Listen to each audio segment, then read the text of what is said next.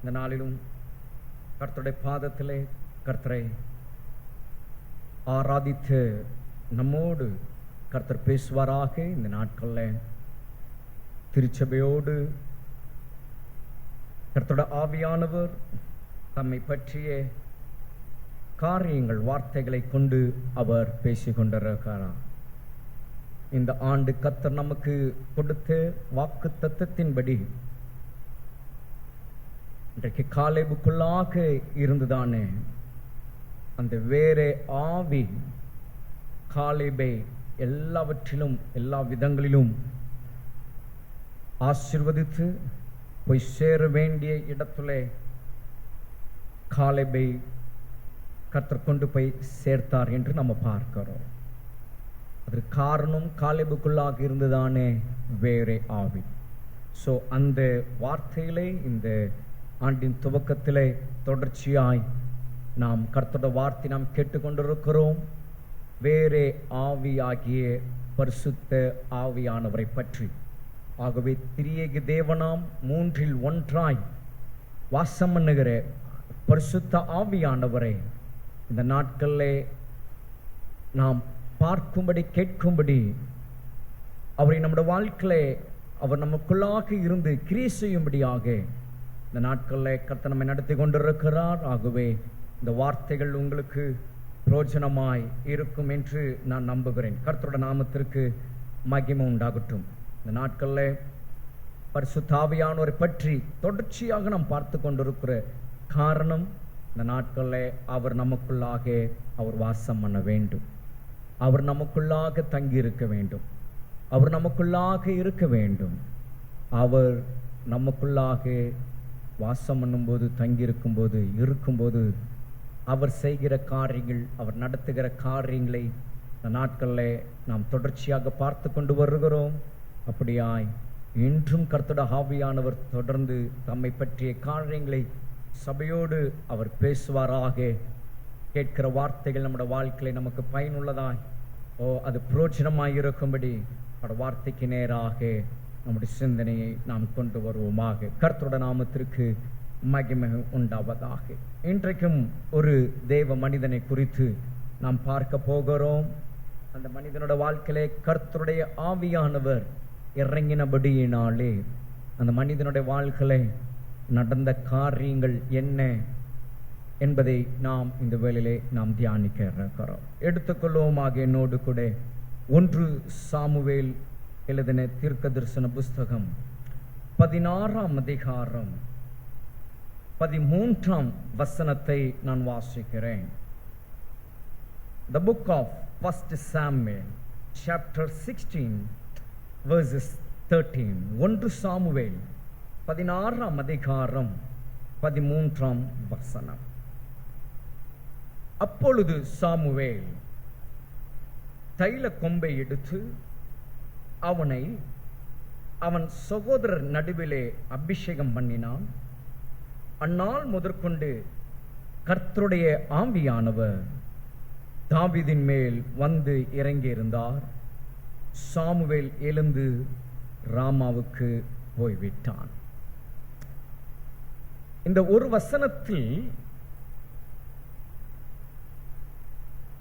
தாவீதை குறித்த ஒரு காரியத்தை இந்த இடத்துல நாம் வாசித்தோம். வேதத்தில் தாவீதை குறித்து நாம் பார்க்கும்போது எல்லோருக்கும் இந்த தேவ மனிதனை பிடிக்கும். யாரை கேட்டாலும் உங்களுக்கு யாரை பிடிக்கும் என்று கேட்டால் அதிகமாக சொல்லக்கூடியவர்கள் இந்த தாவீதை குறித்து.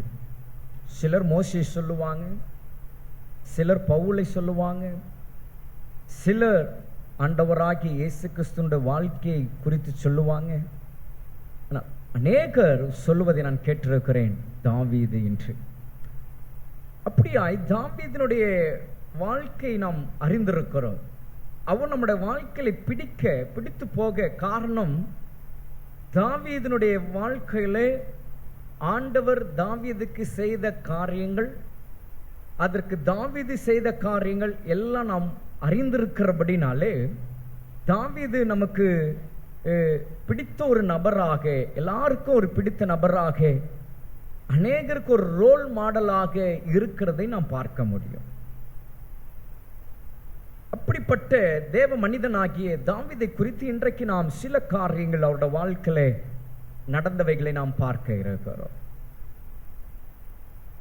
வண்ணாந்திரத்தில் ஆடுகளை மேய்த்த மனுஷன் ராஜாவாய் மாறின இந்த தாவீதினுடைய வாழ்க்கை ஏதோ உடனே நடந்த ஒரு காரியம் அல்ல. அது அதற்காக தாவீது பல சூழ்நிலைகளின் வழியாக கடந்து போக வேண்டியதாக இருந்தது.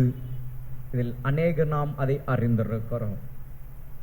அப்படி அவர் போன சூழ்நிலை, அவர் அந்த மகிமையான கர்த்தருடைய அந்த ஆசீர்வாதத்தை பெற்றுக்கொள்வதற்கு அவருடைய வாழ்க்கையில நடந்த அநேக காரியங்களுக்கு ஒரு விஷயம் தாவீதினுடைய வாழ்க்கையில் நடந்தது.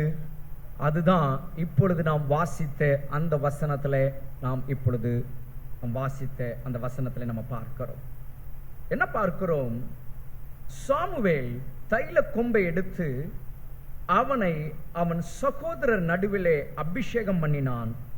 அந்நாள் முதற்கொண்டு கர்த்தருடைய ஆவியானவர் தாவீதின் மேல் வந்து இறங்கி இருந்தார். கர்த்தருடைய ஆவியானவர் தாவீதின் மேல் இறங்கி இருந்தார். சாமுவேல் தாவீதை அபிஷேகம் பண்ணும்போது என்று அங்கு வேதம் சொல்லுகிறது, ஒரு காரியம் நடைபெறுகிறது. கர்த்தருக்கு சித்தமான ஒரு மனுஷனை கர்த்தர் ஏற்படுத்தும் போது அதை உறுதிப்படுத்தும்படி, அதை ஜனம் அறியும்படியாக ஒரு காரியம் இங்கே நடைபெறுகிறது. அதுதான் அபிஷேகம். அப்ப இந்த இடத்துல சாமுவேல் அந்த தைல கொம்பை எடுத்து அவனை அபிஷேகம் பண்ணுகிறார். இந்த ஒரு காரியம் நடக்கும்போது அந்த நேரம் முதற்கொண்டு, அந்த நாள் முதற்கொண்டு வேதம் சொல்லுகிறது, கர்த்தருடைய ஆவியானவர் தாவீதின் மேல் இறங்கி இருந்தார் என்று. அந்த நாள் தொடங்கி கர்த்தருடைய ஆவியானவர் தாவீதுக்குள்ளாக அவர் இருந்த அந்த ஒரு சூழ்நிலை, அதற்கு பிறகு தாவீதினோட வாழ்க்கையில நடந்த காரியங்கள் சிலவற்றை நாம் பார்க்க போகிறோம்.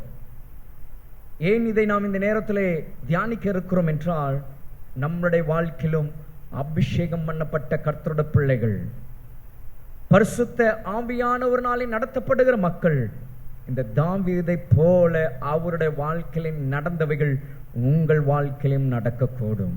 ஒருவேளை நடந்திருக்கும்.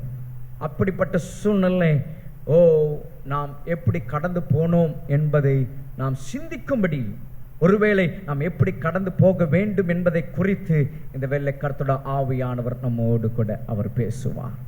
அவர் பேசுகிற அந்த வார்த்தையிலே இந்த வேளையிலே நாம் அதை உணர முடியும். இங்கே தாவீது கர்த்தருடைய ஆவியானவருடைய நடத்துதலுக்குள்ளாக போக ஆரம்பிக்கும் போது தாவீதினுடைய வாழ்க்கை டூ வே, இரண்டு வழியிலே நாம் அவரை பார்க்க முடிகிறது. ரெண்டு வே. அதனாலதான் தாவீதினுடைய வாழ்க்கை அநேகருக்கு பிடித்தமான ஒரு வாழ்க்கையாக அது மாறி இருக்கு. எல்லோருக்கும் பிடித்த ஒரு மனிதனாக தாவீது மாறி இருக்கிற காரணம் என்னன்னா, தாவீதினுடைய வாழ்க்கை, தன்னுடைய வாழ்க்கையில கர்த்தருடைய ஆவியானவர் வாசம் பண்ண தொடங்கின அந்த நேரம் முதற்கொண்டு தாவீதினுடைய வாழ்க்கை டூ வே. அப்படின்னா இரண்டு வழியாக தன்னுடைய வாழ்க்கை சமநிலையிலே அவர் போனதை நாம் பார்க்க முடியும். இன்றைக்கு நம்முடைய வாழ்க்கை நாம் அப்படி வைத்திருக்கிறோமா என்று சிந்தித்து பாருங்க. டூ வே அப்படி என்றால் இருவழி. அந்த இருவழி என்று சொல்லும் பொழுது அது கர்த்தருக்கு முன்பாக அது சரியாக சமமான வழியாக நேர்த்தியான வழியா இருக்க வேண்டும். இன்றைக்கு அநேக கர்த்தருடைய பிள்ளைகளுடைய வாழ்க்கை இருவழியா இருக்கு. அது எப்படி இருக்குன்னா, ஒன்று ஆற்றிலும் ஒன்று சேற்றிலுமாக, ஒன்று அனலும் ஒன்று குளிருமாக. அந்த அனுபவத்தை குறித்து நான் சொல்லவில்லை. இருவழி என்று சொல்லும் பொழுது இங்கே தாவீதினுடைய வாழ்க்கையில இருந்த அந்த அனுபவம், இன்றைக்கு நம்முடைய வாழ்க்கையில இருக்க வேண்டும். இருக்கும் அநேகரோட வாழ்க்கையில நம்ம அப்படி கடந்து போகிறவர்களா இருக்கிறோம். ஒருவேளை அந்த அனுபவம் இல்லை என்றால் இன்றைக்கு கர்த்தருடைய ஆவியானவர் நடத்துதல் நம்முடைய வாழ்க்கையில எப்படியா இருக்கிறது என்பதை நாம் சிந்திக்க வேண்டும். எந்த அளவு கர்த்தருடைய ஆவியானவர் நமக்குள்ளாக இருந்து அவர் நடத்தப்படுகிறார் என்று நாம் பார்க்க வேண்டும். ஒரு காரியம், ஒரு பக்கம் தாவீதினுடைய வாழ்க்கையை நாம் பார்க்கும்போது இரு வழி என்று சொன்னேன். அதுல ஒரு வழி அவருடைய வாழ்க்கை எப்படி இருந்துச்சுன்னா, கர்த்தருடைய ஆவியானவர் அவருக்குள்ளாக வாசம் பண்ணின அந்த நாட்கள் காலங்கள் தாவீதினுடைய வாழ்க்கை ஒரு வழி எப்படி இருந்துச்சுன்னா, கர்த்தரை துதிப்பதிலும் கர்த்தரை ஸ்தோத்திரிப்பதிலும் கர்த்தரை ஆராதிப்பதிலும் அவர் உயர்ந்த ஒரு மனிதனாக காணப்பட்டார். ஹல்லேலூயா, ஹல்லேலூயா. தாவீதினுடைய வாழ்க்கையே அதுதான். எல்லாரும் தெரிந்திருக்கிற ஒரு காரியம், தாவீது ஆராதிக்கிற ஒரு மனுஷன் என்று பார்க்கிறோம். அப்போ தாவீதினுடைய ஒரு வழி எப்படி இருந்துச்சுன்னா, கர்த்தருடைய ஆவியானவர் தனக்குள்ளாக வந்து வாசம் பண்ணின அந்த நாட்கள் தாவீதினுடைய வாழ்க்கையின் ஒரு வழி கர்த்தரை துதிப்பதும் கர்த்தரை ஸ்தோத்தரிப்பதும் கர்த்தரை ஆராதிப்பதும், அப்படி என்றால் கர்த்தரை மகிமைப்படுத்துவதிலுமே இருந்தது. அதில் ஒரு உயர்ந்த மனிதனாக காணப்பட்டார். அதை குறித்து வேதம் நமக்கு அநேக வசனங்கள் சங்கீதத்திலே சங்கீதக்காரனாகி தாவீது சொல்லி இருக்கிறதை நம்ம பார்க்கிறோம். அவர் பாடின சங்கீதங்கள், அவர் நமக்கு கொடுத்து வைத்திருக்கிற அந்த சங்கீதங்களிலே தாவீது எப்படியாய் தன்னுடைய வாழ்க்கையிலே தன்னுடைய சூழ்நிலை கடந்து போகும்போது கர்த்தருடைய ஆவியானவர் தனக்குள்ளாக வாசம் பண்ணி கொண்டிருக்கிற அந்த நாட்கள், தன் வாழ்க்கையிலே அவர் எப்படி இருந்தார் என்பதை குறித்து வேதத்தில் திட்டவட்டமாக அவர் சொல்லி இருக்கிறார். அதிலே பிரதானது துதி, ஸ்தோத்திரம், தேவனை மகிமைப்படுத்துகிற காரியங்கள். தேவனுடைய சன்னமே. அப்போ இன்றைக்கு கர்த்தருடைய ஆவியானவர் நமக்குள்ளே வாசம் பண்ணுவாரானால், இதுதான் நமக்கு கேள்வி, நம்முடைய வாழ்க்கையில கர்த்தரை துதிக்கிற துதியும் கர்த்தரை ஸ்தோத்திரிப்பதிலும் தேவனை மகிமைப்படுத்துவதிலும் கர்த்தரை ஆராதிப்பதிலும் நீங்கள் எந்த அளவிற்கு நீங்கள் உயர்ந்த மனிதர்களாயிருக்கிறீங்க? உங்களுடைய ஒவ்வொரு நாள் செய்தியை கேளுங்க, மற்றவர்கள் நாம் பார்க்க வேண்டாம். கர்த்தருடைய ஆவியானவர் உங்களோடு கூட பேசிக் கொண்டிருக்கிறாரா? நான் எப்பொழுதும் சொல்லுவேன், கர்த்தருடைய சபைக்குள்ளாக வந்துட்ட பிறகு மற்றவர்கள் நம்ம பார்க்க வேண்டாம். கர்த்தருடைய வார்த்தை என்றால் கர்த்தருடைய வார்த்தையை கவனியுங்கள். ஆராதனை பாடல் வேலை என்றால் கர்த்தரை பாடி மகிமைப்படுத்துங்க. இது உங்களுக்கு ஆசீர்வாதமாக இருக்கும். ஏனென்றால் தேவனுடைய சமூகத்தில் காத்திருந்து உங்களுக்காக இந்த வார்த்தைகளை கொண்டு வரும் பொழுது அதில் உங்களுடைய சிந்தனையை நீங்கள் டைவர்ட் பண்ணுவீங்கன்னா உங்களுக்குரிய ஆசீர்வாதத்தை நீங்கள் அந்த இடத்துல இழந்து போறீங்க. கர்த்தருடைய சமூகத்தில் நாம் வருகிறதற்கான ஒரே நோக்கம் 2 காரியங்கள் தான். ஒன்று, உண்மையான ஒரு ஆராதனையிலே கர்த்தரை நாம் ஆராதிப்பது. 2வது, உண்மையான சத்தியத்தை நம்ம வாங்கி கொண்டு சமாதானத்து போவது. இதற்கு தான் நம்ம இங்கே வருகிறோம். ஆகவே இந்த இடத்துல நமக்கு இருக்கிற அந்த கொஞ்ச நேரம் உங்களோட மைண்டை டிஸ்டர்ப் பண்ணாதீங்க. நடக்கிறது நடந்துகிட்டே இருக்கும், சபைக்குள்ளாக போகிறது போய்கிட்டே இருக்கும். ஆனால் உங்களுடைய கான்சென்ட்ரேஷன் எல்லாம் கர்த்தரோட வார்த்தையில இருக்கட்டும், கர்த்தரோட நாமத்திற்கு மகிமை உண்டாகட்டும். அப்படி ஆனால் தேவனுடைய சொன்னமே, கர்த்தருடைய ஆவியானவர் உங்களுக்குள்ளாக வாசம் பண்ணுவாரானால் உங்களோட வாழ்க்கையில திரும்பவும் இந்த கேள்வி நான் வைக்கிறேன். இந்த தாவீதை போல உங்கள் வாழ்க்கையில கர்த்தரை துதிக்கிற துதியும் கர்த்தரை ஸ்தோத்திரிக்கிற அனுபவமும் கர்த்தரை மகிமைப்படுத்துகிற அந்த கணம் தேவனுக்கு நீங்கள் எவ்வளவாய் நீங்கள் கொடுத்து கொண்டிருக்கிறீர்கள்? அதுல நீங்கள் எந்த அளவு நீங்கள் உயர்ந்தவர்களாய் நீங்கள் இருக்கிறீங்க? கொஞ்சம் யோசிச்சு பாருங்க. தாவீதினுடைய வாழ்க்கை இதுதான் பெரிதாக இருந்தது. பிரச்சனைகள் ஒரு பக்கம் இருந்தது, கஷ்டங்கள் ஒரு பக்கம் இருந்தது, அவமானங்கள் ஒரு பக்கம் இருந்தது, நிந்தைகள் ஒரு பக்கம் இருந்தது, கண்ணீர் ஒரு பக்கம் இருந்தது, வியாகுலம் ஒரு பக்கம் இருந்தது, பயம் ஒரு பக்கம் இருந்தது, திகில் ஒரு பக்கம் இருந்தது. எல்லாம் நம்மை போல நமக்கு நேரிடுகிறது போல எல்லாம் அந்த தேவ மனிதனாகிய தாவீதுக்குள்ளாக இருந்தது. ஆனால் அவை எல்லாம் தன்னுடைய மனதிலே, தன்னுடைய நினைவிலே, தன்னுடைய சிந்தனையிலே கொண்டு வராமல் கர்த்தருடைய ஆவியானவர் தனக்குள்ளாக வாசம் பண்ணினபடியினாலே கர்த்தருடைய ஆவியானவருடைய நடத்துதலுக்கு தாவீது தன்னை முழுவதுமாய் ஒப்பு கொடுத்தபடினாலே தாவீதினுடைய வாழ்க்கையின் ஒரு வழி எப்படி இருந்துச்சுன்னா, கர்த்தரை துதிப்பதிலும் கர்த்தரை ஸ்தோத்திரிப்பதிலும் கர்த்தரை மகிமைப்படுத்துவதிலுமே உயர்ந்த மனிதனாக காணப்பட்டார். தேவச்சனமே, இந்த நாட்களில் நம்முடைய வாழ்க்கை தாவீதை போல நாம் வைக்கும் போது தாவீதுக்கு நேரிட்டது போலதெல்லாம் நமக்கு நேரிட்டிருக்கும். உபத்திரவங்கள், வியாகுலங்கள், கஷ்டங்கள், பிரச்சனைகள், கண்ணீர்கள், அவமானங்கள், தேவைகள், போராட்டங்கள், நெருக்கங்கள், ஏதோ ஒரு சூழ்நிலை நீங்கள் ஏதோ ஒரு வழியில நீங்கள் கடந்து போய் கொண்டிருக்கலாம். உலகத்தின் பாதையிலே உங்களுடைய வாழ்க்கையிலே ஏதோ ஒரு சூழ்நிலைக்குள்ளாக நீங்கள் போய்கொண்டிருக்கலாம். ஆனால் அந்த சூழ்நிலையின் வாழ்க்கையிலே கிறிஸ்துவுக்குள்ளாக இருக்கிற நீங்கள் பரிசுத்த ஆவியானவரை நீங்கள் பெற்றிருப்பீர்கள் என்றால், கர்த்தருடைய ஆவியானவர் உங்களுக்குள்ளாக வாசம் பண்ணுவார் என்றால், இந்த சூழ்நிலை நடுவிலே கர்த்தருடைய ஆவியானவர் நடத்துதலுக்குள்ளாக இருக்கிற நீங்க கர்த்தரை துதிப்பதிலும் கர்த்தரை ஸ்தோத்திரிப்பதிலும் கர்த்தரை மகிமைப்படுத்துவதிலும் ஆராதனையிலும் நீங்கள் எந்த அளவு உயர்ந்தவர்களாய் நீங்கள் இருக்கிறீங்க. கஷ்ட காலங்கள் வரும் பொழுது கர்த்தரை நாம் ஆராதிக்க முடிகிறதா? நெருக்கங்கள் வரும் பொழுது கர்த்தரை நாம் ஸ்தோத்திரிக்க முடிகிறதா? பிரச்சனைகள் நமக்கு பாரமாய் வரும் பொழுது கர்த்தரை நாம் துதிக்க முடிகிறதா? யோசிச்சு பாருங்களேன். நம்முடைய வாழ்க்கையில நல்லா இருக்கும் போது ஒருவேளை எல்லாம் அப்படியே ஸ்மூத்தா போகிறது போல நமக்கு தெரிஞ்சா ஆண்டவரை நம்ம நினைப்போம், பாடுவோம், ஜெபம் பண்ணுவோம், எல்லாம் சரி. ஆனால் அந்த வாழ்க்கை அது அல்ல அனுபவம். கர்த்தருடைய பிள்ளைகள் ஒரு கர்த்தருடைய பிள்ளைகளுக்குள்ளாக கர்த்தருடைய ஆவியானவர் வாசம் பண்ணுவாரானால், கர்த்தருடைய ஆவியானவர் தங்கியிருப்பாரானால், அவர்களுடைய வாழ்க்கையின் ஒரு அனுபவம், அவர்களுடைய ஒரு வழி எப்படி இருக்குன்னா, கொஞ்சம் குறையாம கர்த்தரை துதிக்கிறதிலும் ஸ்தோத்திரிக்கிறதிலும் அவரை மகிமைப்படுத்தி அவரை ஆராதிக்கிறதிலும் உயர்ந்தவர்களாக இருப்பாங்க. இன்றைக்கு நம்முடைய ஆராதனை, கர்த்தரை உயர்த்துகிற இந்த ஆராதனை, எந்த அளவிலே நாம் உயர்ந்தவர்களாய் நாம் இருக்கிறோம். வீட்டிலே கர்த்தர் நமக்கு நல்ல நேரங்கள் நமக்கு கத்த தந்திருக்கிறார். வேலையிடத்துல ஏதோ கொஞ்ச நேரம் நமக்கு கிடைக்கும். நமக்கு பிரயாணங்கள்ல நம்முடைய போக்கும் வரங்களே அந்த நேரங்கள் கர்த்தர் நமக்கு தந்திருக்கிற நேரங்கள். இந்த நேரங்கள்லாம் நாம் என்ன எப்படியாய் நாம் செலவிட்டு கொண்டிருக்கிறோம்.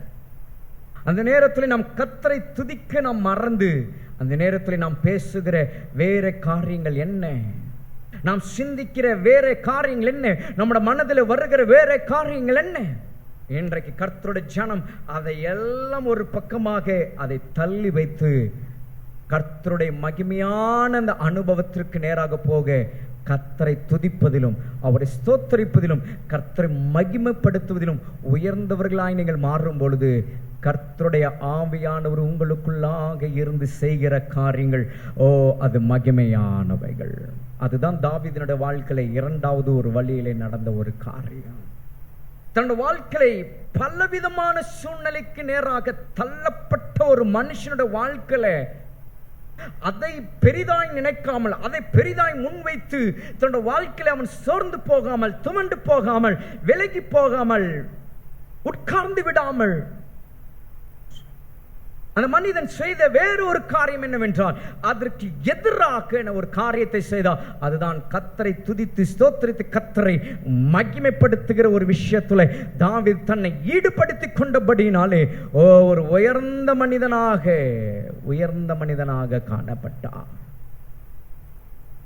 இன்றைக்கு நம்மளுடைய வாழ்க்கையில கர்த்தரை துதிக்கிற துதி, கர்த்தரை ஸ்தோத்திரிக்கிற ஒரு அனுபவம், கர்த்தரை மகிமைப்படுத்துகிற ஒரு அனுபவம் உங்களோட வாழ்க்கையில கொஞ்சம் குறையாம அது நிறைவாய் இருக்கும்னா உங்களோட வாழ்க்கை இப்பொழுது இருக்கிறது போல அல்ல, இதிலும் மேலாய் மேன்மையான ஒரு வாழ்க்கைக்கு நேராய் கர்த்தர் உங்களை உயர்த்தி வைக்க அவர் உண்மையிலவராய் இருக்கிறார். அவரை ஆராதிக்கிற ஜனங்களை கர்த்தர் ஒருபோதும் வெட்கப்படுத்த விடவே மாட்டார். அவரை ஆராதிக்கிற மக்களை அவர் கைவிடவே மாட்டார். அவரை ஆராதிக்கிற மக்களை அவர் ஒரு நாளும் விலக மாட்டார். அவர்களை ஆசீர்வதிக்கிற தேவன் அவர். அவரை ஆராதிக்கிற மக்களை அவர் ஆசீர்வதிக்கிறவர். நம்முடைய வாழ்க்கையில கர்த்தரை ஆராதிக்கிற அனுபவம் எப்படி இருக்கு? உங்கள் கணவரிடத்துல கேட்டால் உங்களுடைய அனுபவம் எப்படியா இருக்கும்? உங்கள் மனைவியினிடத்துல கேட்டால் உங்களுடைய அனுபவம் எப்படியா இருக்கும்? உங்கள் பிள்ளைகளிடத்துல கேட்டால் உங்களுடைய பிள்ளைகள் உங்களை குறித்த அனுபவம் என்ன சொல்லுவாங்க?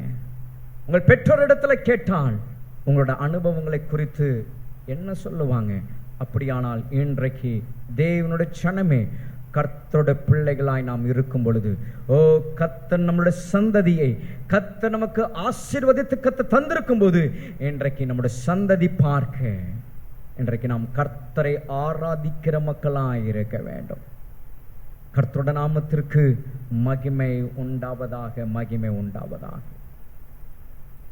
தேவனுடைய சனமே, இன்றைய நாட்களில் நாம் எப்படி இருக்கிறோமோ அப்படிதான் நம்முடைய பிள்ளைகள். இதுதான் இன்றைக்கு உலகத்தில் சொல்லுகிற வழக்கமான ஒரு வார்த்தையாய் நாம் கேட்டிருக்கிறோம். நீங்கள் எப்படியோ அப்படிதான் உங்க பிள்ளைகள் சொல்லுவாங்க, அப்படிதானே? அதே அனுபவம் தான் ஆவிக்குரிய வாழ்க்கையிலும்.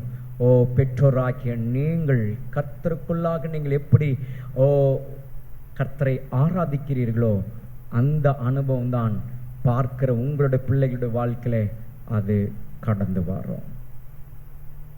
நம்ம எல்லா கர்த்தருக்கு முன்பாக நாம் எப்படியா இருக்கிறோம் என்று நாம் சிந்தித்து பார்க்க வேண்டும். இன்றைக்கு நாம் செய்கிற காரியங்கள் தான் நம்முடைய பிள்ளைகள் நம்மளை பார்த்து கற்றுக்கொண்டு செய்கிறவர்களாக இருக்கிறாங்க.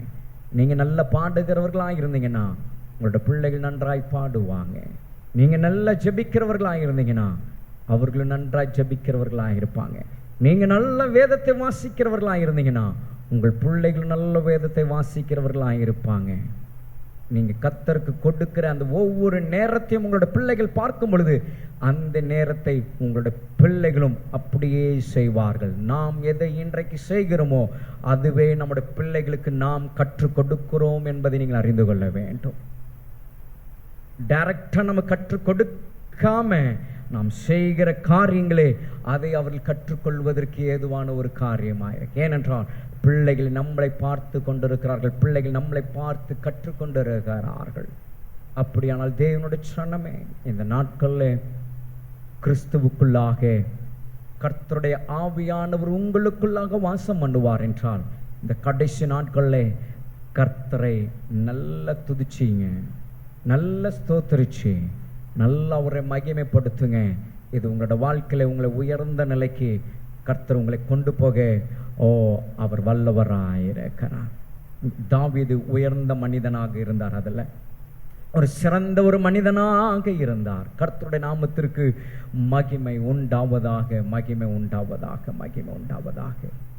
ஆக தேவனுடைய சனமே, நம்முடைய வாழ்க்கையை கர்த்தரை துதிக்கிற அனுபவங்கள் இந்த நாட்களில் உண்டாகட்டும்.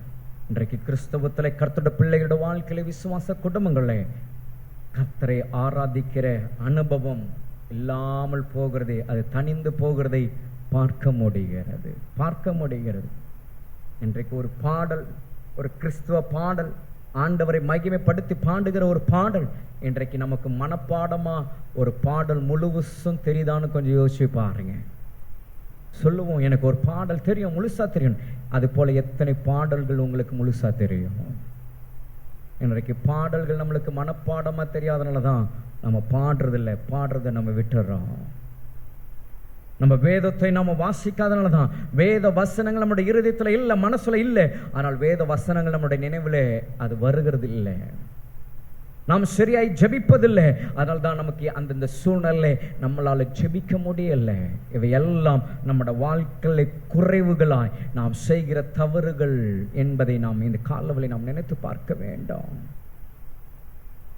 கர்த்தரை துதித்து ஸ்தோத்திரித்து மகிமைப்படுத்தும்படி தேவனுடைய பரிசுத்தவான்கள் நம்மளுக்கு எழுதி கொடுத்திருக்கிற பாடல்களை நாம் பாடி பாடி பாடி அதை நாம் மனப்பாடம் செய்து நாம் எந்த இடத்துல எங்க இருந்தாலும் நமக்குள்ளாக நம்முடைய இருதயத்தில் ஆவிலை நாம் அவரை பாடிக்கொண்டே இருக்க வேண்டும். நீங்கள் ஒரு பாடலை முழுசா ஒரு பாடலை நீங்க பாடி பாருங்களேன். அந்த பாடல் முடிவதற்குள்ளாக நீங்கள் கர்த்தரை துதிக்கும்படியான ஒரு அனுபவத்திற்குள்ளாக கர்த்தருடைய ஆவியானவர் நடத்துகிறது நீங்கள் பார்க்க முடியும். நீங்க அப்படி துதிக்க ஆரம்பிக்கும் பொழுது தானாக உங்களுக்குள்ளாக உங்களையும் அறியாமல் ஸ்தோத்திரங்களை நீங்கள் சொல்ல ஆரம்பிப்பீங்க.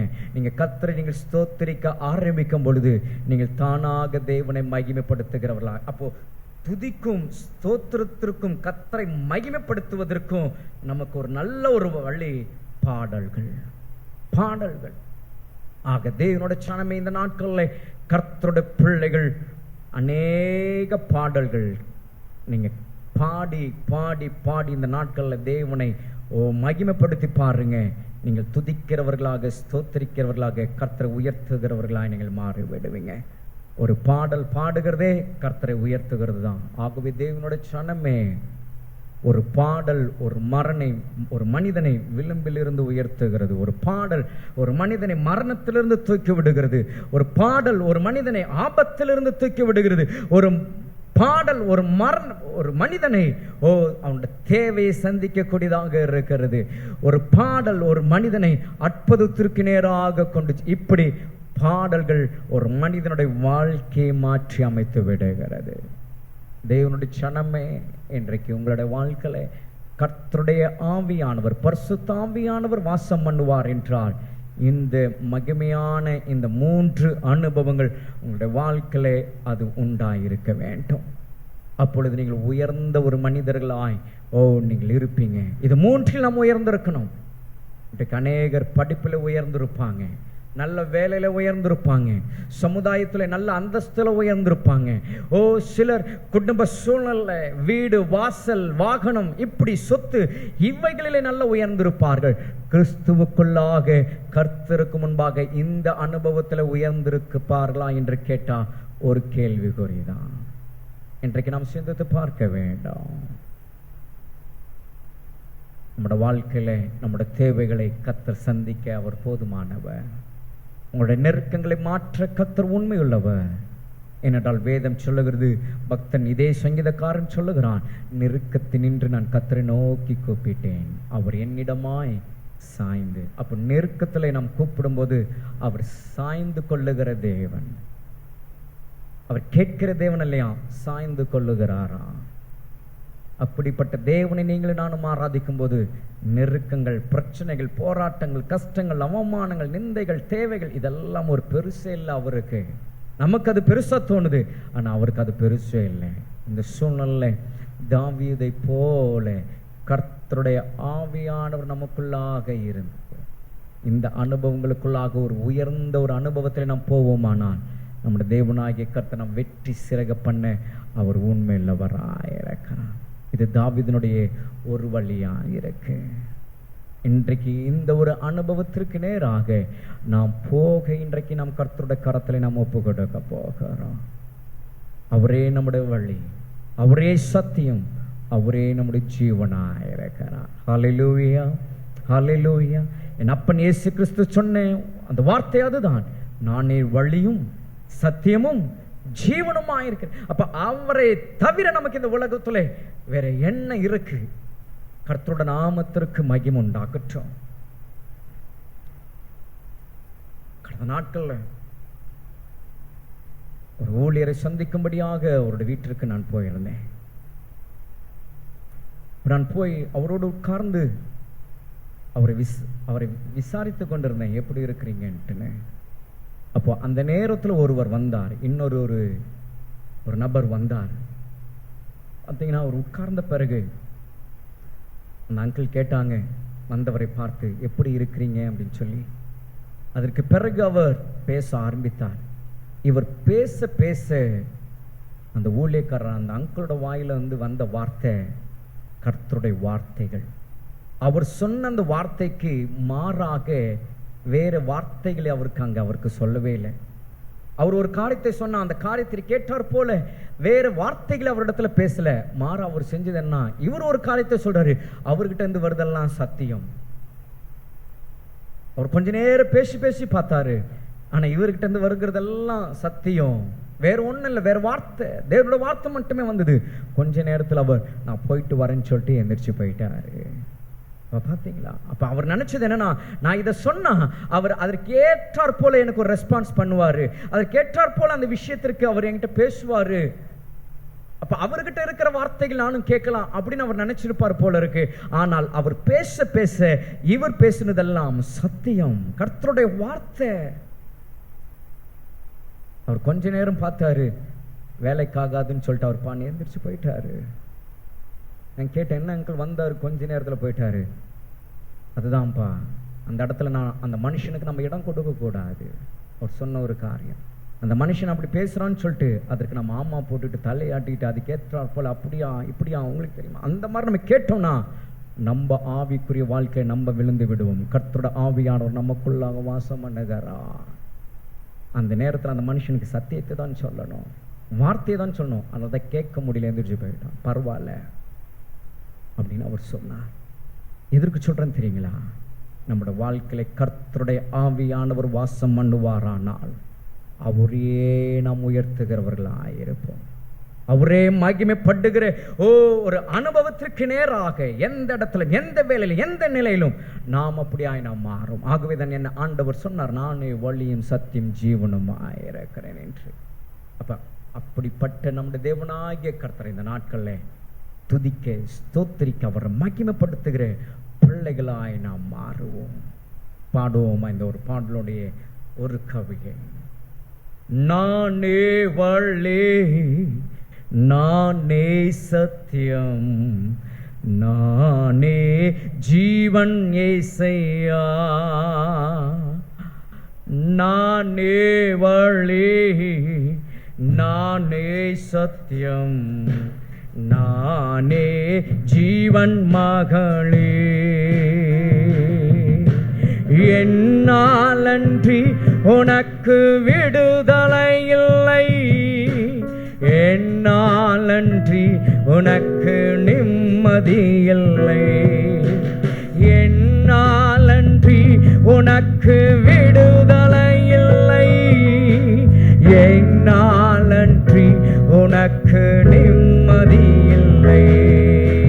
நானே வழி, பாடுவோமா எல்லாரும்? நானே சத்தியம், நானே ஜீவன் மகனே, உனக்கு நானே வழி, நானே சத்தியம், நானே ஜீவன் மகளே. என்னாலன்றி உனக்கு விடுதலை இல்லை, என்னாலன்றி உனக்கு நிம்மதி இல்லை.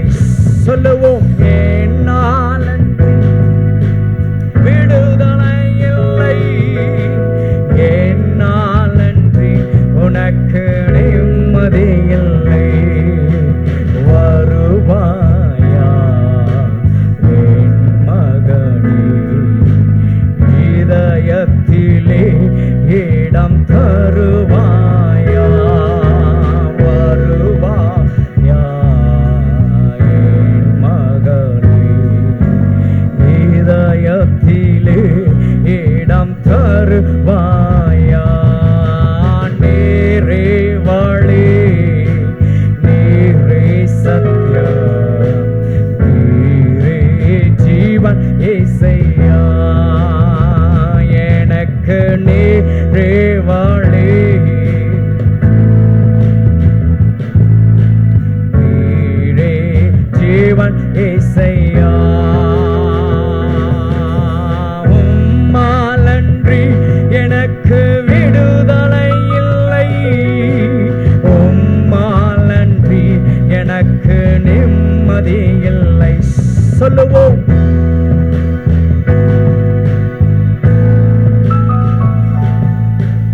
உம்மாலன்றி எனக்கு நிம்மதி இல்லை. வருகின்றேன், தருகின்றேன், இதயத்திலே நிம்மதி தருவீரே. வருகின்றேன், தருகின்றேன், இதயத்திலே நிம்மதி தருகின்றேன். வருகின்றேன்,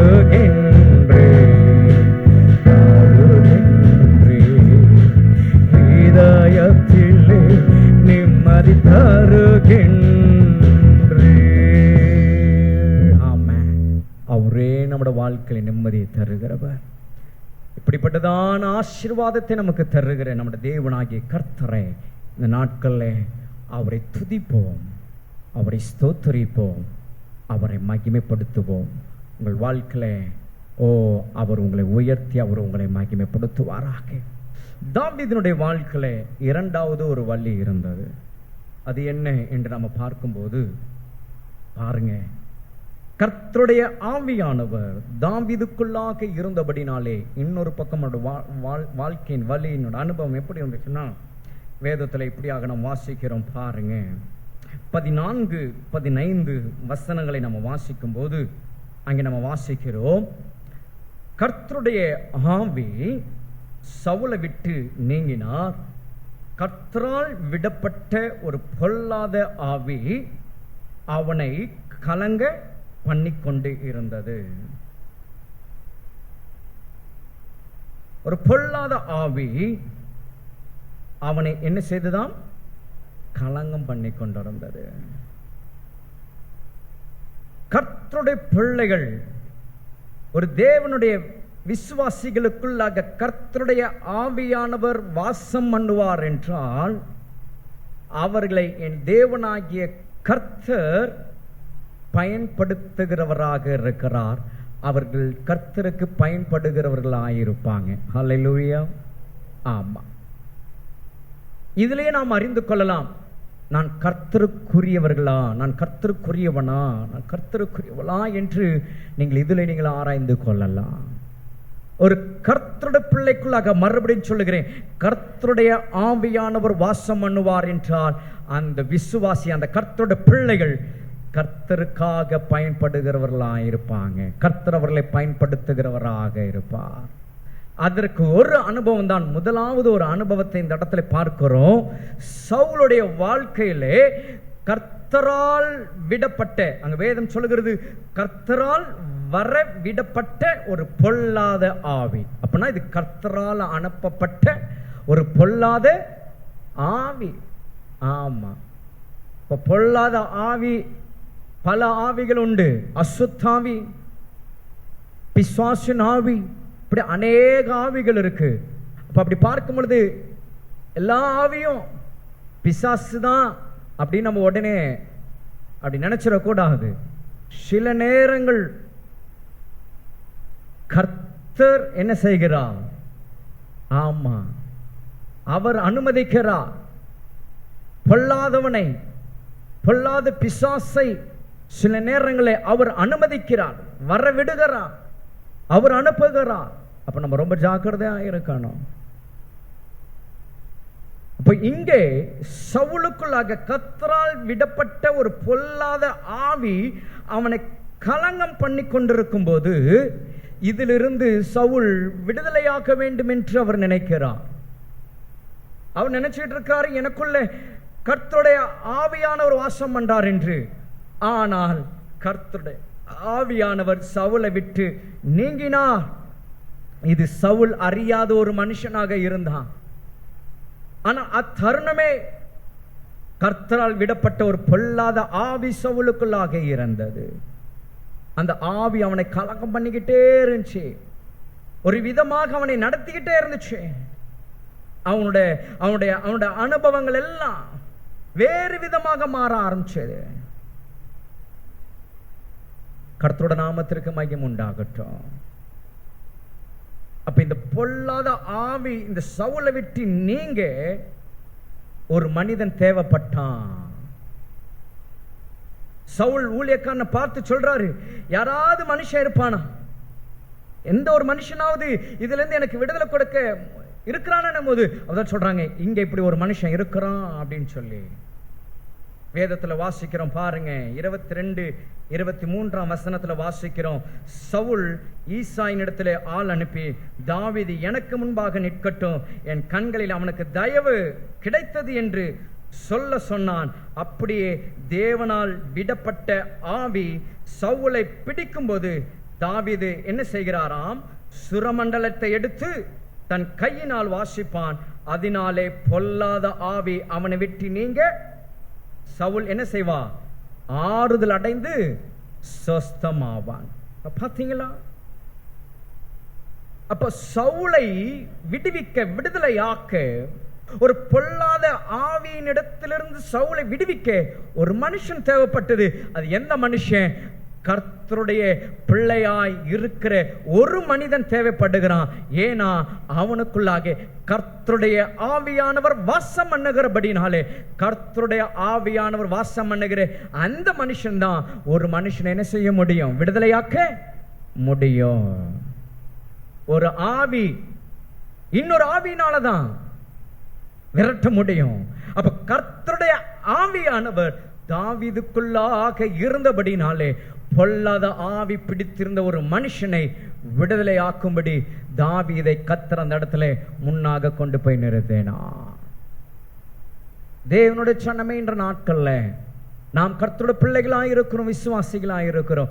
நம்முடைய வாழ்க்கையில இந்த அனுபவங்கள் எத்தனை பேரோட வாழ்க்கையில நடந்திருக்கிறது, நாம் செய்திருக்கிறோம். கொஞ்சம் யோசிச்சு பாருங்களேன். இந்த காரியம் எல்லாம் எல்லாரும் செய்யக்கூடிய, கர்த்தருடைய பிள்ளைகள் எல்லாரும் செய்யக்கூடிய ஒரு காரியம். இது ஏதோ ஒரு விசேஷித்த வரம் பெற்றவர்கள், இல்லாவற்றால் கர்த்தருடைய ஊழியத்தை செய்கிற ஊழியர்களுக்கு மாத்திரம் தான் இதை அவங்க செய்யணும், அவங்க தான் செய்வாங்க அப்படின்ற ஒரு எண்ணம் கர்த்தருடைய பிள்ளைகள் ஒருவருக்குள்ளாக இருக்கக்கூடாது. கர்த்தருடைய ஆவியானவர் ஒரு கர்த்தருடைய பிள்ளைகளுக்குள்ளாக இருந்தா எல்லாராலையும் இந்த காரியத்தை செய்ய முடியும். காரணம் என்னன்னா, உலகத்துள் இருப்பவனை பார்க்கிலும் உங்களில் இருக்கிறவர் பெரியவர். அப்ப உங்களுக்குள்ளாக வாசம் பண்ணுகிற கர்த்தருடைய ஆவியானவர் அவர் பெரியவராய் இருக்கும் பொழுது கர்த்தருடைய ஆவியானவர் உங்களை அந்த இடத்துல அவர் பயன்படுத்துகிறவராய் இருக்கிறார். உங்கள் குடும்பத்தில் உள்ள மக்களுக்கு, வேலையிடத்துல, அங்கே உங்களுக்கு, உங்களை பிரயாணத்துல, சபையில கர்த்தர் உங்களை வைத்திருக்கிறார்னா கர்த்தருடைய ஆவியானவர் உங்களை பயன்படுத்துகிறவராய் இருக்கிறார். இன்றைக்கு நாம் ஒவ்வொருவரும் கர்த்தருக்காக பயன்படுகிறவர்களாய் நாம் மாற வேண்டும், பயன்படுகிறவர்களாய் நாம் இருக்க வேண்டும். கர்த்தருடைய நாமத்திற்கு மகிமை உண்டாகட்டும். தேவனுடைய சனமே, இங்கே தாவீதை குறித்து நம்ம இங்க பார்க்கிறோம். சவுலுக்குள்ளாக பிடித்திருந்த பொல்லாத ஆவி தாவீதின் மூலமாக அது வெளியே அனுப்பப்பட்டது என்று பார்க்கிறோம். நியாயாதிபதிகளின் புஸ்தகத்தில் ஒரு காரியத்தை நம்ம வாசிக்கிறோம். 9ஆம் அதிகாரத்தில் நீங்க வாசிச்சீங்கன்னா அங்கே நாம் பார்க்கிறோம். பாருங்க, உதாரணத்திற்கு அந்த ஒரு வசனத்தை நான் உங்களுக்கு காட்டுகிறேன். நியாயாதிபதிகள் 9ஆம் அதிகாரம் 23ஆம் வசனத்தில் நீங்கள் வாசிக்கும் போது, Judges chapter 9 verses 23 says like this: அபிமெலேக்கும் சீகேமின் பெரிய மனுஷருக்கும் நடுவே பொல்லாப்பு உண்டாகும் ஆவியை தேவன் என்ன செஞ்சாராம்? வர பண்ணினார். இது எதற்கு இந்த ரெஃபரன்ஸ் காமிக்கிறேன்னா, தேவனாகிய கர்த்தர் பொல்லாத ஆவியை வருவதற்கு அவர் அனுமதி கொடுக்கிறவராக இருக்கிறார். எப்ப அனுமதி கொடுப்பார் தெரியுங்களா? எப்போ நாம் அவரை விட்டு விலகுறோமோ, எப்போ அவருடைய சித்தத்தை செய்ய நாம் விட்டு தூரம் போகிறோமோ, எப்போ அவருடைய நடத்துதலை விட்டு நம்ம தூரம் போகிறோமோ, எப்பொழுது அவருடைய அன்பை விட்டு நாம் தூரம் போகிறோமோ, அப்பொழுது கர்த்தர் இப்படியாய் அவர் அனுமதிக்கிறவராய் இருக்கிறார். பாருங்க, அங்கே சவுலுக்கு அனுப்பினாரு, இங்கே இந்த மனுஷருக்கும் இந்த இடத்துல அனுப்புகிறதை நம்ம பார்க்கிறோம். இப்ப நன்றாய் நாம் தெரிந்து கொள்ள வேண்டும், இந்த நாட்களில் கர்த்தருடைய பிள்ளைகள் நாம் கர்த்தருக்குள்ளாக இருக்க வேண்டும். நீங்கள் கர்த்தருக்குள்ளாக இருக்கிறீங்களா? தேவனுக்குள்ளாக இருக்கிறீங்களா? நான் திரும்பவும் சொல்லுவேன், நம்ம எல்லாருமே கிறிஸ்தவர்கள் தான், அதுல மாற்று கருத்தே இல்லை. வேதத்தை கருத்துல எடுக்கிறோம், அதுல மாற்றமே கிடையாது. சபைக்கு வந்து உட்காருகிறோம், அதுல மாற்று கருத்தே இல்லை. எல்லாம் ஒரு கிறிஸ்தவர்கள் செய்கிறது எல்லாமே நம்ம செய்யலாம். ஆனால் கர்த்தருக்குள்ளாக நாம் இருக்கிறோமா என்பதுதான் நாம் சிந்திக்க வேண்டியது. அது உங்களுக்கே, அது நமக்கே தெரியும். நாம் செய்கிற காரியங்கள், நம்முடைய வழிகள், நாம் நடக்கிற காரியங்கள், நம்முடைய அனுபவங்கள், ஒவ்வொரு நாளும் நம்முடைய நமக்கு சொல்லும், நாம் கர்த்தருக்குள்ளாக இருக்கிறோமா, ஒரு கிறிஸ்துவுக்குள்ளான ஒரு வாழ்க்கை நாம் வாழ்ந்து கொண்டிருக்கிறோமா என்று நம்முடைய உள்ளார்ந்த மனிதனை நம்மோடு கூட பேசுவான்.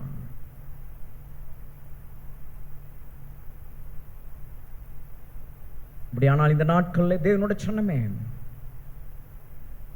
கர்த்தருக்குள்ளாக நாம் நிலைத்திருந்து கர்த்தருடைய ஆவியானவர் நமக்குள்ளாக வாசம் பண்ணும்படி இந்த நாட்களை நம்முடைய இருதயத்தில் நாம் இடம் கொடுக்க வேண்டும். கர்த்தருடைய ஆவியானவர் சபையோடு கூட பேசுகிறார். சபை ஒவ்வொரு ஆத்மாவும் இந்த நாட்களில் இங்கே தாவீது எப்படியாய் பயன்படுத்தப்பட்டாரோ அது போல ஒவ்வொரு பிள்ளைகளும் கர்த்தருக்காக பயன்படுகிறவர்களாக இருக்க வேண்டும் என்று அவர் விரும்புகிறார். ஏதோ ஜெபிக்கிறது, பாடுகிறது, கொடுக்கிறது, தருகிறது, வருகிறது, போகிறது, இதல்ல. இதற்கும் மேலாக ஒரு படி தாவீதை போல கர்த்தருக்கு நாம் பயன்பட வேண்டும். கர்த்தருக்கு நாம் பயன்பட வேண்டும். சவுலுக்குள்ளாக இருந்துதான் அந்த பொல்லாத ஆவியை விரட்ட ஒரு மனிதன் தேவைப்பட்டான். அந்த மனிதன் தான் தாவீது. இந்த நாட்களில் இந்த உலகத்தின் நடுவிலே நாம் வாழ்ந்து கொண்டிருக்கிறோம். இந்த உலகத்துல பொல்லாத ஆவி பிடித்திருக்கிற எத்தனையோ மக்கள் நம்முடைய கண்களுக்கு முன்பாக வாழ்ந்து கொண்டிருக்கிறார்கள்.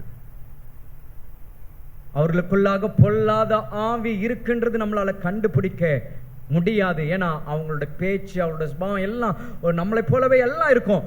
கொஞ்சம் தான் அவங்கள மாற்றமா இருக்கும். அது நமக்குள்ளாக இருக்கிற கர்த்தருடைய ஆவியானவர் வாசம் பண்ணுகிறவராய் இருப்பாரானால் அவர் நம்மளுக்கு அதை வெளிப்படுத்துகிறவராய் இருப்பார்.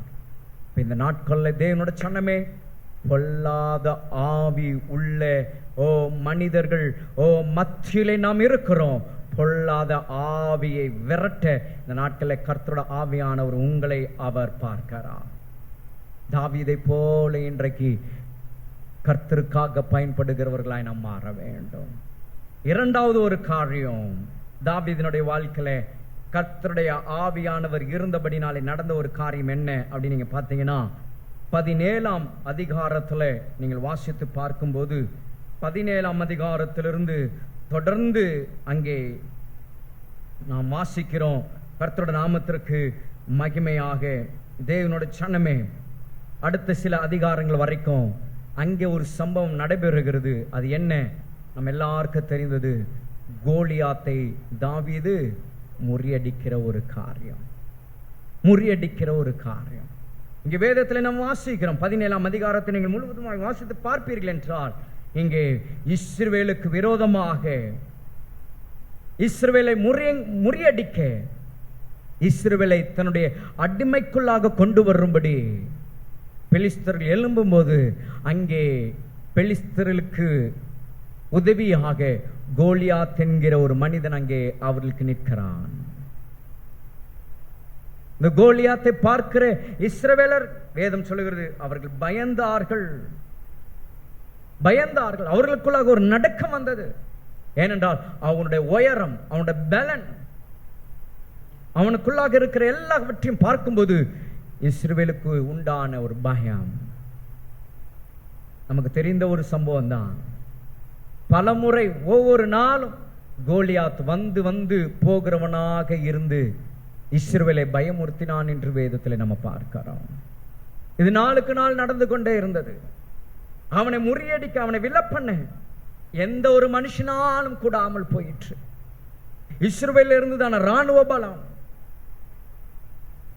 இஸ்ரவேலில் இருந்துதான பராக்கிரமசாலிகள், இஸ்ரவேலில் இருந்துதான யுத்த வீரர்கள், ஒருவராலும் இந்த கோலியாத்தை ஒன்றும் செய்ய முடியல. இந்த மனுஷனை முறியடிக்க ஒரு மனிதன் தேவைப்பட்டான். இந்த மனிதனை அழிக்க ஒரு மனிதன் தேவையாயிருந்தான். அந்த இடத்திற்கு கர்த்தர் தாவீதை அனுப்புகிறார். வேறொரு சூழ்நிலை தாவீது அந்த இடத்திற்கு வர வேண்டியதாக இருந்தது. அந்த சூழ்நிலை கர்த்தரால் நடத்தப்பட்ட ஒரு காரியமாக நான் பார்க்கிறேன். அங்கே அந்த இடத்திற்கு தாவீது வர வேண்டிய அவசியம் இல்லை, வர வேண்டிய ஒரு காரணம் இல்லை. ஆனால் அங்கே ஒரு காரணத்தை ஏற்படுத்தி தாவீதினுடைய தகப்பனாகிய ஈசாயின் மூலமாக தன் சகோதரரை பார்க்கும்படியாக அனுப்பப்பட்ட ஒரு காரியம். அந்த சம்பவம் நடக்கும்போது தான் தாவீதுக்கு தெரிய வருகிறது, இப்படி ஒரு மனுஷன் இஸ்ரவேலுக்கு விரோதமாக நின்று இஸ்ரவேலை பயமுறுத்தி கொண்டிருக்கிறான், பயப்படுத்தி கொண்டிருக்கிறான் என்று. இதை பார்த்த தாவீது ஒன்று செய்கிறார். நம்ம எல்லாருக்கும் தெரியும், இந்த கோலியாத்தை அழிக்க, முறியடிக்க கோலியாத்துக்கு முன்பாக வந்து நின்றார் என்று நம்ம பார்க்கிறோம். தேவனுடைய ஜனமே, நடந்த காரியம் என்ன? கோலியாத்துக்கும் தாவீதுக்கும் அங்கே பல காரியங்கள், அங்கே ஒரு சம்பாஷணையாக அங்கே போய்கொண்டிருக்கிறது. ஆனால் அந்த இடத்துல தாவீது சொன்ன ஒரு காரியம் 17ஆம் அதிகாரம் 45ஆம் வசனத்துல தாவீது ஒரு ஸ்டேட்மெண்ட் கொடுக்கிறார். என்ன அப்படின்னா, அதற்கு தாவீது பெலிஸ்தனை நோக்கி, நீ பட்டயத்தோடும் ஈட்டியோடும் கேடகத்தோடும் என்னிடத்தில் வருகிறாய், நானோ நீ நிந்தித்த இஸ்ரவேலினுடைய இராணுவங்களின் தேவனாகிய சேனைகளின் கர்த்தரின் நாமத்திலே உன்னிடத்திலே வருகிறேன் என்று. இந்த ஒரு வார்த்தை சொல்ல தாவீதால முடிந்தது. அந்த பலன், அந்த அபிஷேகம் எது தெரியுங்களா? கர்த்தருடைய ஆவியானவர் தாவீதுக்குள்ளாக இருந்தபடினாலதான். கர்த்தருடைய ஆவியானவர் தாவீதுக்குள்ளாக வாசம் பண்ணி கொண்டிருந்ததுனாலதான் இந்த ஒரு ஸ்டேட்மெண்ட் கோலியாத்துக்கு முன்னாக சொல்லுகிறார். சொல்லிட்டு, இன்றைக்கு தினம் கர்த்தர் உன்னை என் கையில ஒப்பு கொடுப்பார் என்று சொல்லி தன்னிடத்துல இருந்த அந்த கூழாங்கலினாலே கோலியாத்தை முறியடித்தான் என்று நம்ம பார்க்கிறோம். தேவனுடைய சனமே, பொல்லாத மனிதர்கள், பொல்லாத மனுஷன் இந்த கோலியாத்தை முறியடிக்க, இந்த பொல்லாத மனுஷனை முறியடிக்க கர்த்தர் தாவீதை அங்கே நிறுத்தி கர்த்தர் பயன்படுத்தினார் என்று பார்க்கிறோம். எல்லா ஜனங்களும் அறியும்படி, எல்லா மக்களும் பார்க்கும்படி கர்த்தர் தாவீதை அந்த இடத்துல நிற்க வைத்து பயன்படுத்தினார். தேவனுடைய ஜனமே, இந்த நாட்கள்ல அதுதான். கர்த்தருடைய ஆவியானவர் உங்களுக்குள்ளாக வாசம் பண்ணுவார்னா எல்லாரும் பார்க்கும்படியாக கர்த்தர் உங்களை பயன்படுத்தும்படியாக உங்களை கர்த்தர் நிற்க செய்கிறவராக இருக்கிறார். கர்த்தர் பயன்படுத்த அவர் விரும்புகிறார். இன்றைக்கு இந்த உலகத்துல ஒரு பொல்லாத ஒரு உலகத்திலே நாம் வாழ்ந்து கொண்டிருக்கிறோம். நம்மை சுற்றிலும் ஒரு பொல்லாத மக்கள் மத்தியிலே நாம் வாழ்ந்து கொண்டிருக்கிறோம். இங்கே இஸ்ரவேல் அப்படிதான் இருந்தாங்க. இஸ்ரவேலை சுற்றிலும் பெலிஸ்து பொல்லாதவர்களாக இருந்தாங்க. இன்றைக்கு இந்த உலகத்திலும் அப்படிதான், ஒரு பொல்லாத உலகத்திலே பொல்லாத மக்கள் மத்தியிலே நாம் வாழ்ந்து கொண்டிருக்கிறோம். ஆகவேதான் நீதிமொழிகள்ல ஒரு வசனத்தை நாம் இப்படியாக நாம் வாசிக்கிறோம். சாலமோன் ராஜா மிக அழகாய் சொல்லுகிறார். நீதிமொழிகளின் புஸ்தகம் 24ஆம் அதிகாரம் 1ஆம் வசனத்திலே நம்ம வாசிக்கும் போது வேதம் சொல்லுகிறது, பொல்லாத மனுஷர் மேல் என்ன செய்யாதே, பொறாமை கொள்ளாதே, அவர்களோடு இருக்கவும் விரும்பாதே. வேதம் தெளிவாய் சொல்லுகிறது, பொல்லாத மனுஷர் மேல் பொறாமை கொள்ளாதே, அவர்களோடு இருக்கவும் விரும்பாதே. ஏன்னா அவர்களுடைய இருதயம் எப்பொழுதும் பொல்லாதவைகளை சிந்தித்துக் கொண்டிருக்கும், பொல்லாதவைகளை பேசித்துக் கொண்டிருக்கும், பொல்லாதவைகளை யோசித்துக் கொண்டிருக்கிறோம். இந்த கோலியாத்தை போல பொல்லாத மனுஷனாயிருந்தான். இஸ்ரவேல் பிள்ளைகளுக்கு துன்பத்தை உண்டு பண்ணுகிற மனுஷனாயிருந்தான், துன்பத்தை வருவிக்கிற ஒரு மனுஷனாயிருந்தான், ஆபத்தை கொண்டு வருகிற ஒரு மனுஷனாயிருந்தான், அழிக்க வேண்டும் என்ற ஒரு மனுஷனாய் நின்று கொண்டிருந்தான். ஆனால் அந்த இடத்துல கர்த்தர் தாவீதை கொண்டு வந்து நிறுத்தி பயன்படுத்தினார். இந்த கடைசி காலங்களிலும் அப்படிதான் கர்த்தர் உங்களையும் அவர் பயன்படுத்த அவர் விரும்புகிறார். பொல்லாத மனிதர்கள் நம்மை சுற்றிலும் இருக்கும்போது அவர்களை பார்த்து நாம் என்ன செய்யக்கூடாது, பொறாமை கொள்ளக்கூடாது, அவர்களுடைய இரக்கம் விரும்பக்கூடாது. மாறாக அவர்களுக்கு எதிராய் நின்று அவர்களை நாம் முறியடிக்க வேண்டாம். இதுதான் கர்த்தர் இன்றைக்கு சபையினிடத்துல, திருச்சபையினிடத்துல, விசுவாசிகளிடத்துல கர்த்தர் எதிர்பார்க்கிற கேட்கிற ஒரு காரியமா இருக்கு. இன்றைக்கு கர்த்தருடைய பிள்ளைகள் நாம் நம்முடைய வாழ்க்கையை நாம் சற்று சிந்தித்து பார்ப்போம். பொல்லாத மனிதர்கள் மத்தியிலே இங்கே தாவீது நின்று கர்த்தருடைய நாமத்திற்கு மகிமையாக அங்க ஒரு ஜெயத்தை எடுத்தான், அழித்து போட்டான் என்று பார்க்கிறோம். இன்றைக்கு அழிக்க வேண்டிய அநேக காரியங்கள் உண்டு.